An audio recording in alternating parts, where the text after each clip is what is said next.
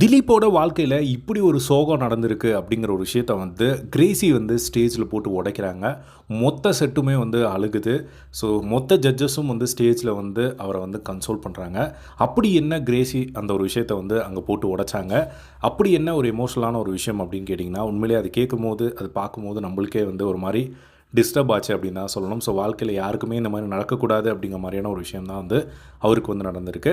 So இந்த ஜோடி RET season 3 வந்து ஸ்டார்ட் ஆகிறதுக்கு முன்னாடி ஃபியூ டேஸ்க்கு முன்னாடி வந்து பார்த்திங்கன்னா, அவங்க அம்மா வந்து ஐசியூவில் வந்து இருந்திருக்காங்க போல். அவங்க அம்மா வந்து இந்த ஷோ வரதுக்கு 2-3 நாளுக்கு முன்னாடி வந்து இறந்தே போயிட்டாங்க போல்.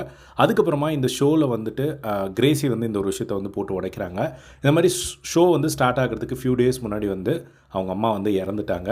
ஸோ நம்ம வீட்டில் அந்த மாதிரி ரொம்ப நம்மளுக்கு பிடிச்சவங்க இறந்துட்டா என்னால் இந்த மாதிரி வந்து நிற்க முடியுமா அப்படிங்கிறது வந்து தெரியல. ஸோ மைண்டில் எனக்கு ஒரு விஷயம் ஓடிட்டே இருந்தது. ஸோ அவரோட மைண்டில் இந்த ஒரு விஷயம் மட்டும்தான் இருக்குது அப்படிங்கிறத என்னால் கெஸ் பண்ண முடிஞ்சது. அது என்ன அப்படின்னா, அம்மாக்காக நம்ம இந்த ஸ்டேஜில் போய் நிற்கிறோம், அம்மா ஆசையை நிறைவேற்றுறோம் அப்படிங்கிறது மட்டும்தான் அவரோட மைண்டில் இருந்தது அப்படிங்கிறத என்னால் வந்து புரிஞ்சுக்க முடிஞ்சது. ஸோ அவங்க ஆசையை வாழ வைக்கணும் அப்படின்னு சொல்லி திலீப் வந்து நினச்சாரு. 2 டேஸ் அந்த ஒரு விஷயம் நடந்து அவர் வந்து 2வது நாளே வந்து ப்ராக்டிஸ்க்கு வந்து வந்துட்டார். ஹெவியாக ப்ராக்டிஸ் பண்ணார். ஸோ நான் இந்த நிலைமையில் ஒரு மோல்டாகி எனக்கு டான்ஸ் அவ்வளோ பெருசாக வராது அப்படின்னாலும், இப்போ நான் மோல்டாகி நல்லா இந்த மாதிரி நான் ஒரு பெட்டரான ஒரு கமெண்ட்ஸ் வந்து வாங்குகிறேன் அப்படின்னா, இது எல்லாத்துக்குமே காரணம் திலீப் தான். ஸோ எனக்காக நல்லது எது நடந்தாலும் அது வந்து திலீப் தான் காரணம் இந்த ஷோவில். ஸோ அவரோட டெடிக்கேஷனை விட்டு கொடுக்காம அவர் ஸ்ட்ராங்காக இருக்கிறத பார்த்து நான் வியக்கிறேன். ஸோ கண்டிப்பாக அவருக்கு எப்பயுமே ஃபார்எவராக வந்து கிரேட்ஃபுல்லாக வந்து இருப்பேன். ஸோ அவர் லேர்ன் பண்ணிக்கிட்ட எல்லா விஷயத்தையும் வந்து நான் கண்டிப்பாக வந்து ஃபாலோ பண்ணுவேன் அப்படிங்கிற மாதிரி கிரேசி வந்து அந்த ஒரு விஷயத்தை வந்து போட்டு உடைக்கிறாங்க. எல்லாருக்குமே வந்து ஷாக் ஆகுது. அதுக்கப்புறம் திலீப் வந்து வாங்கி சொல்கிறாரு, என்ன தான் ஆச்சு எக்ஸாக்டாக அப்படின்னு சொல்லிட்டு. ஸோ அவங்க அம்மா வந்து பார்த்திங்கன்னா ஐசியூவில் கோமாவில் வந்து இருந்தாங்களாம். ஸோ அப்போ வந்து அவங்க அம்மா ஐசியூவில் இருந்தப்போ வந்து இந்த ஆடிஷனுக்கு இதுக்கெல்லாம் போவானான்னு நினச்சிட்டு அவங்க அம்மா கிட்ட கேட்டிருக்காங்க போல். அப்போ அவங்க அம்மா வந்து சொல்லியிருக்காங்க, இல்லை நான் மீண்டு வந்துடுவேன், நீ வந்து டான்ஸ் ஆடணும், நான் வந்து அதை டிவியில் பார்க்கணும் அப்படிங்கிற மாதிரி வந்து சொல்லியிருக்காங்க போல். ஸோ ஷோவே வந்து ட்ராப் பண்ணிடலாம் அப்படிங்கிற மாதிரி வந்து அவர் நினச்சிட்டு இருந்திருக்காரு போல். ஸோ அப்போது அந்த ஒரு தருணத்தில் அவங்க அம்மா ஹாஸ்பிட்டலில் இருந்தப்போ தான் இவர் வந்து அந்த ஆடிஷனில் வந்து பெர்ஃபார்ம் பண்ணியிருக்காரு. ஸோ எனக்கு அந்த ஆடிஷனில் பெர்ஃபார்ம் பண்ண முடியாமல் போனதுக்கான ஒரு காரணம் எங்கள் அம்மா அங்கே ஐசியூவில் இருந்தது தான் அப்படிங்கிற மாதிரி வந்து சொல்லி அவர் ஃபீல் பண்ணுறாரு.